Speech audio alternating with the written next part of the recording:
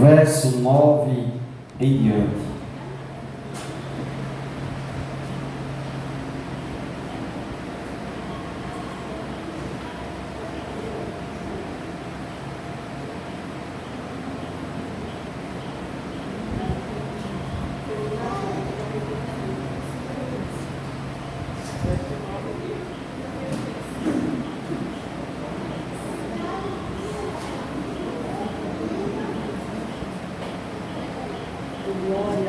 Amém? Nos diz assim a palavra de Deus. Veio, pois, Naamã com seus cavalos e com seus carros, e parou à porta da casa de Eliseu. Então Eliseu lhe mandou um mensageiro dizendo: vai e lava-te 7 vezes no Jordão, e a tua carne te tornará, e ficarás purificado.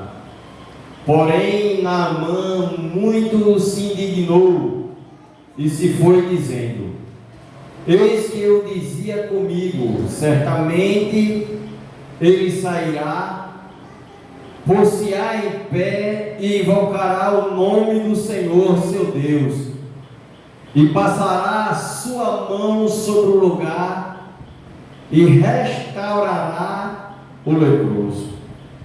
Amém? Apenas esses versículos para a nossa meditação.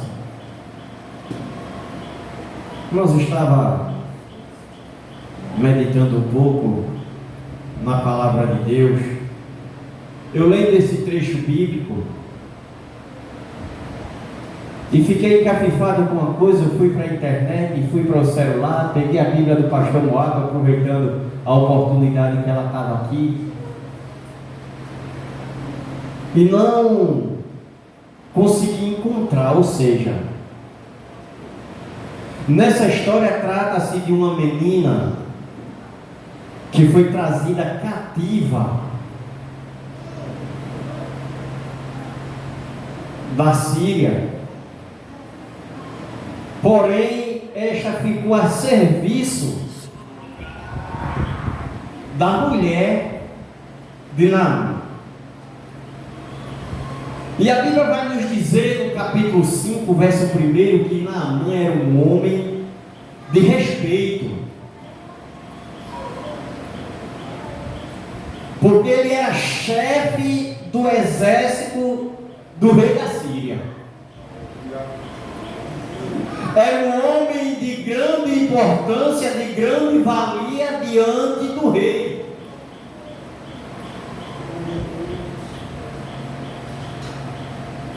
Porém, leproso.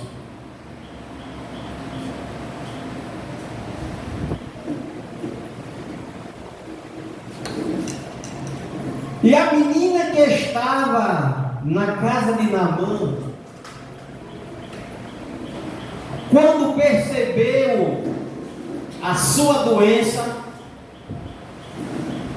ela disse à sua senhora: tomara que o meu senhor tivesse diante do profeta que está em Samaria, ele restauraria da sua lepra. Mas alguém ouve as palavras da menina, e o que eu estava cafifado foi com o nome dessa menina.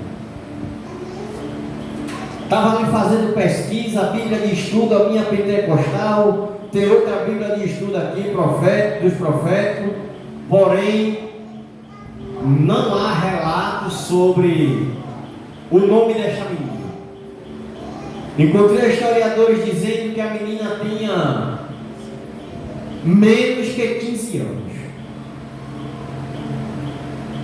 Porém, quando a mensagem ela chega ao rei,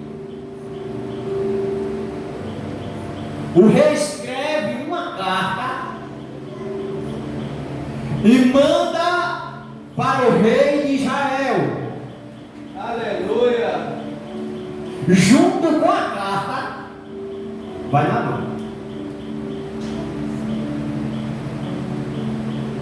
Quando a carta ela chega na mão do rei, a Bíblia vai nos dizer que o rei rasga as suas vestes, porque ele não tinha o poder de restaurar a saúde de um doente. Mas a menina tinha citado, não do rei, mas do profeta. Porque Eliseu estava lá em Samaria. A Bíblia vai nos dizer que Eliseu ele vê a atitude do rei quando rasga as suas vestes.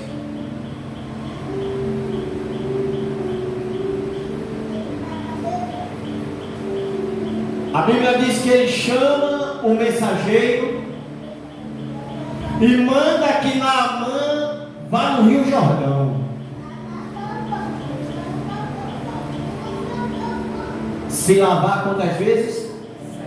7 vezes.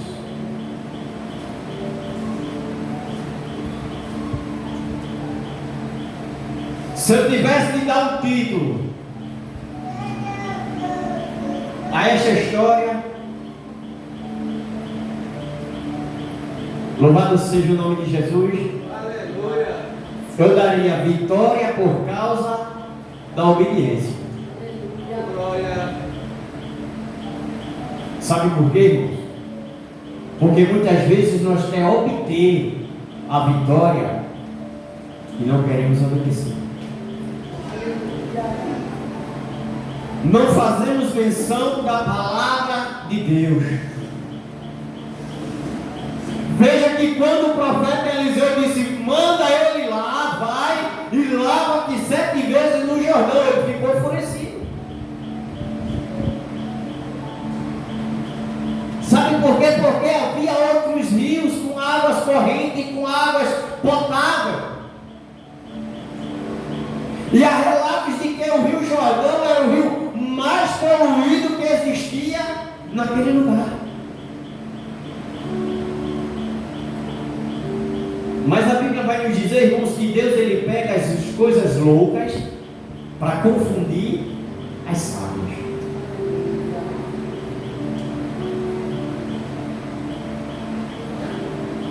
Naamã ele volta indignado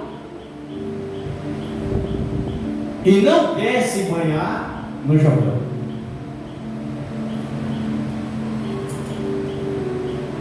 Mas eu louvo a Deus, irmão, sabe por quê? Porque tem sempre alguém do nosso lado, enviado por Deus.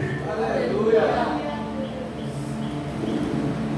Que nos dá aquela palavra de conforto, de fortaleza e que nos dá força para prosseguir. Glória. Naamã, por sua vontade, ele não iria se banhar no Jordão. Mas o moço, o seu servo, ele chega e diz, meu Senhor, acaso o nome de Deus te pediu uma coisa impossível que não possas fazer? Se ele dissesse que era tal valor, o Senhor não pagaria? Naamã agora ele para, começa a examinar as palavras do moço, vê que tem fundamento e ele resolve e é o Jordão.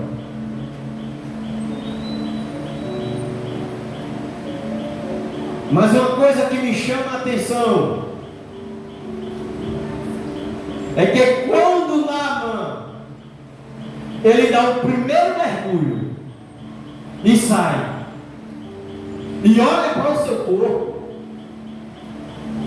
a lepra permanecia. Ele dá o segundo mergulho, quando ele olha, a lepra ainda está lá em seu corpo. No terceiro mergulho, ele ainda continua leproso. No quarto mergulho, nada tinha acontecido. No quinto mergulho, eu vejo Naamã Mas ele dá o sexto mergulho. No sexto mergulho, Naamã já não tinha esperança. E ele disse: não vou mais.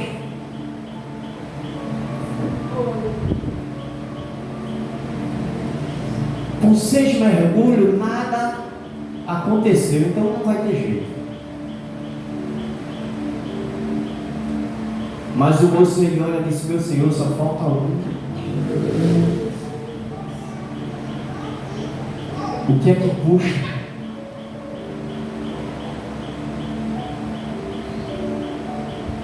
E quando Naamã ele dá o 7º mergulho, que ele sai da água e olha para a sua pele, a Bíblia diz que está restaurada como a pele de uma criança.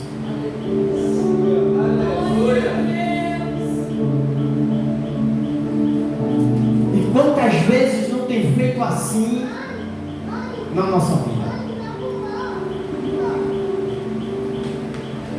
Eu estava lendo a história ali, estava meditando com algo que aconteceu na minha vida.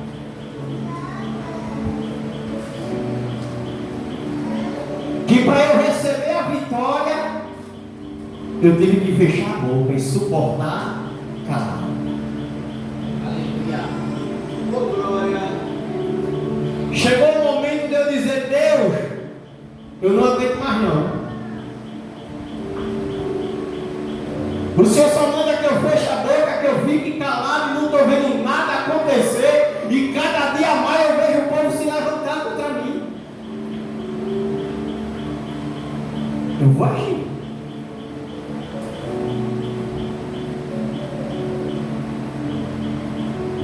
E ele usava alguém para mim e dizia: espere mais um pouquinho. Porque quando você abrir a sua boca é para você cantar a vitória.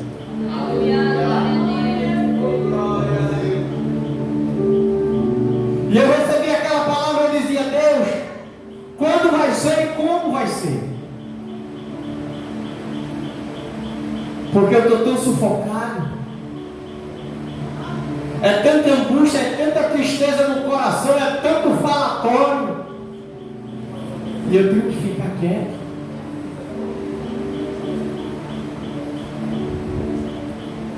E eu ainda disse: Deus, em outro tempo eu já tinha resolvido.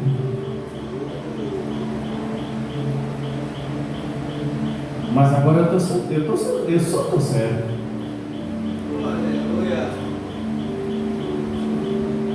E eu tenho que esperar segundo as tuas ordens.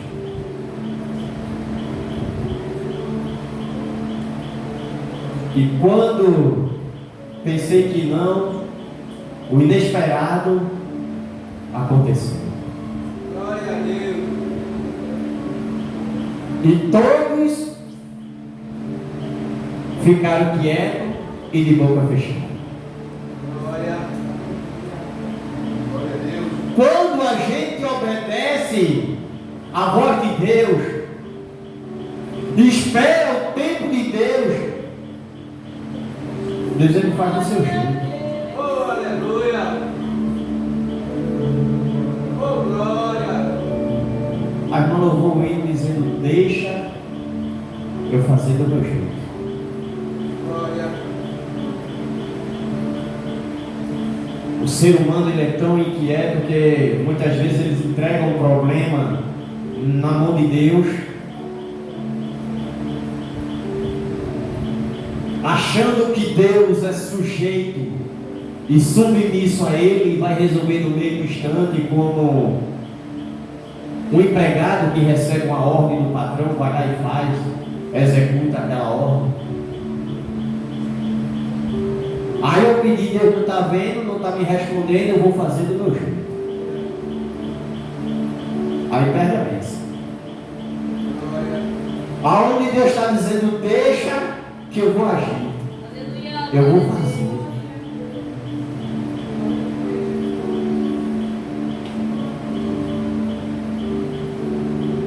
E no fim de tudo, Quando a gente confia em Deus e deixa lá na mão dele, a vitória é certa.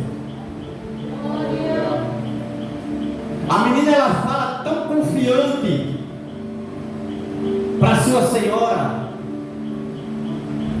que quando alguém escuta, corre lá e vai levar a mensagem. O rei também, ele passa a acreditar naquela mensagem que ouviu do mensageiro que trouxe, que já ouviu da boca da menina.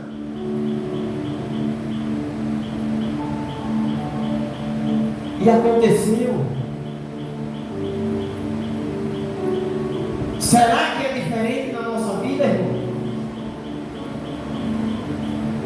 Mas será que para a gente receber a bênção de Deus como sendo obediente à sua palavra?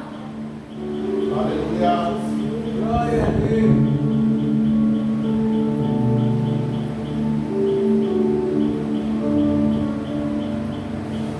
Elias, pela sua obediência, Deus cuidou de Elias de uma forma tremenda.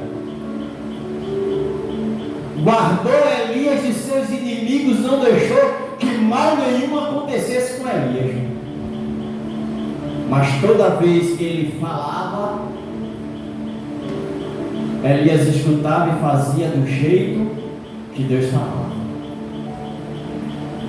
Ei, Elias, desce lá para o ribeiro de Querite. Se preocupe não, que lá eu vou cuidar de você.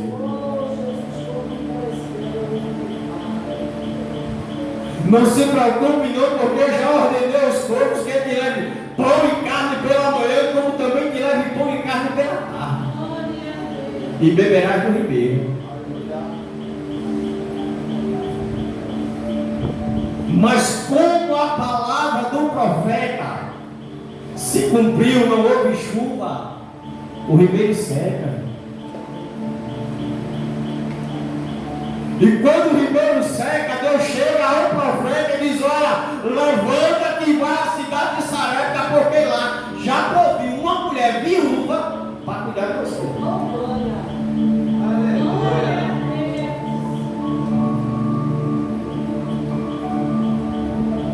Será que Deus mudou?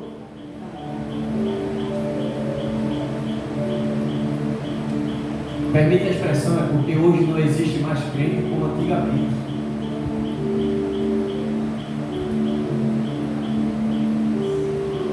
O presbítero chegou na igreja pregando, ele disse: não, porque na minha época o camarada chegava com uma dor de dente, eu orava, o dente caía.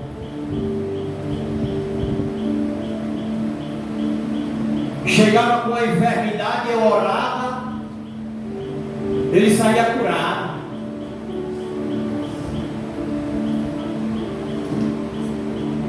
Aí eu fiz uma pergunta para ele, disse: por que não acontece hoje? Será que foi Deus que mudou? Aí ele disse: não, Deus, ele permanece o mesmo. Mas o crente, ele oscila muito na fé. Quando ele acredita que vai acontecer, acontece. Mas quando ele começa a colocar um será que vai acontecer, a bênção demora a chegar. Porque ele não tem a certeza, ele está em dúvida.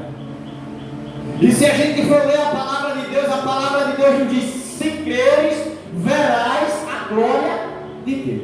Aleluia. E para acontecer, precisa crer.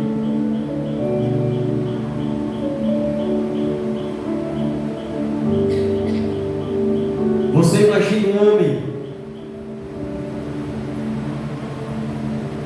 poderia se dizer,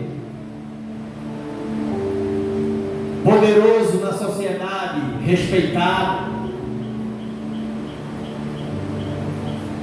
porque esse era o maioral entre o exército do seu rei, com uma responsabilidade com uma função que muitos o invejavam. Porém, se encontrava-se com uma enfermidade esta que não era para ele estar nem no meio da sociedade.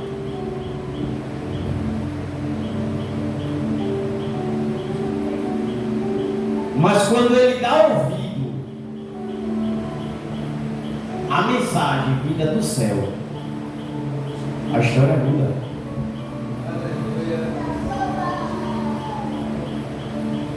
Veja que o seu Senhor, ele pega, ele manda peças de roupa, ele manda ouro, para que a saúde do seu servo fosse restaurada. Eliseu, ele não cobra nada. Quando o mensageiro ele começa a oferecer as coisas a Eliseu, que Eliseu recusa a receber, vai Geazi. Quando Naamã sai com a sua carruagem, ele corre atrás de Naamã e diz que Eliseu tinha mudado de decisão, que agora ele queria receber a oferta que eles tinham trazido. Aí sabe o que aconteceu? A lepra que estava em Naamã passa para Geazi.